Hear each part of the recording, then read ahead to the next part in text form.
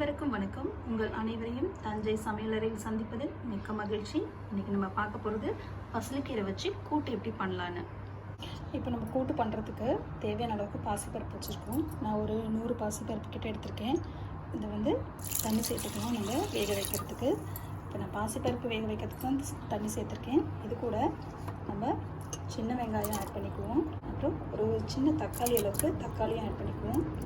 இது கூட ஒரு 3 பல் பூண்டு சேர்த்துக்கிறேன். பூண்டு சேர்த்துக்கிட்டு கொஞ்சமாக மஞ்சத்தூள் சேர்த்து ஒரு 1/4 ஸ்பூன் மஞ்சத்தூள் சேர்த்து நம்ம இந்த குக்கரில் பருப்பு நல்லா வேக வச்சு எடுத்துக்குவோம். இப்போ நம்ம கூட்டுக்கு தேவையான அளவுக்கு தேங்காய் அரைச்சிக்கலாம். அதுக்கு தேங்காய் நான் எடுத்திருக்கேன். அது கூட சீரகம் எடுத்திருக்கேன். கொஞ்சோண்டு வெங்காயம் அது கூட சேர்ந்து நல்லா பேஸ்ட்டாக கிரைண்ட் பண்ணி எடுத்துகிட்டு வந்துடுவோம். பாருங்கள், நான் கீரை கழுவி வச்சுருக்கேன். இது பசலைக்கீரை நான் கழுவி வச்சுருக்கேன். இந்த மாதிரி கொஞ்சம் மொத்தமான தண்டில் இருக்கிறதெல்லாம் நீங்கள் இலையாகவே எடுத்துக்கோங்க. இந்த மாதிரி இலையை அப்படி இப்படி எடுத்து நம்ம க்ளீன் பண்ணி எடுத்துக்கலாம். நான் வாஷ் பண்ணி தான் வச்சுருக்கேன். ஏன்னா நம்ம எப்பவுமே கீரையை வந்து அரிஞ்சிட்டு வாஷ் பண்ணக்கூடாது. அதனால் நான் வாஷ் பண்ணி தான் எடுத்து வச்சுருக்கேன். இதுக்கப்புறம் தான் அறிய போகிறேன். இந்த மாதிரி பிஞ்சு தண்டாக இருக்கிறத நம்ம இது மாதிரி ஒடிச்சிட்டு இப்படியே யூஸ் பண்ணிக்கலாம். ஏன்னா இந்த தண்டெல்லாம் நல்லா வெந்துடும். அதனால் நம்ம இந்த மாதிரி கொஞ்சம் யங்காக இருக்கிறது, இந்த மாதிரி பிஞ்சாக இருக்கிறது எல்லாத்தையுமே இந்த மாதிரி ஸ்டேஜில் யூஸ் பண்ணிக்கலாம். பாருங்கள், இதெல்லாம் ரொம்ப பிஞ்சாகவே இருக்குது. நம்ம இதோட சேர்த்தே இப்படி கட் பண்ணி பொடிசாக வச்சுக்கலாம். நம்ம இப்போ கீரையை கட் பண்ணிவிட்டு பார்க்கலாம். இப்போ பாருங்கள், நம்ம குக்கரில் பருப்பு வச்சோம். பருப்பு வெந்துச்சோன்னு பார்க்கலாம். பாருங்கள், நல்லா பருப்பு வெந்துருச்சு. இது வச்சுட்டு நல்லா அந்த பருப்பை இந்த மாதிரி கடைஞ்சி விட்டுடலாம். ஏன்னா பாசிப்பருப்பு தான் நல்லா குழஞ்சி வெந்திருக்கும். அதனால் நம்ம லைட்டாக இந்த மாதிரி மற்ற வச்சுட்டு நல்லா கடைஞ்சிடலாம். தேவையான அளவுக்கு தண்ணி சேர்த்துக்க போகிறோம். நம்ம கூட்டு எந்த அளவுக்கு வைக்க போகிறோமோ அந்தளவுக்கு நம்ம இதில் தண்ணி சேர்த்துக்கலாம். நம்ம தண்ணி சேர்த்துக்கலாம்.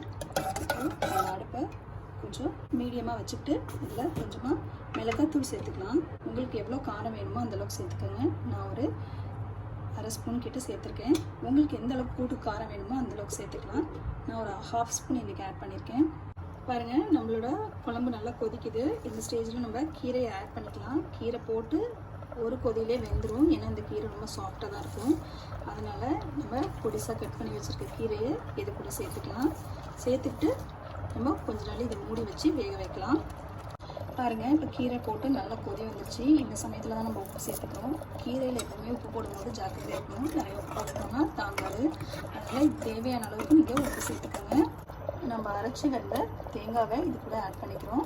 அது கூட அதோட கொஞ்சம் தேங்காய் கழுவுன தண்ணி இருக்கு இல்லையா, மிக்ஸி, அதையும் சேர்த்துக்கிறோம். சேர்த்துட்டு நல்லா ஒரு கொதி விட்டுடுங்க. நல்லா ஒரு கொதி வந்ததுக்கப்புறம் பார்க்கலாம்.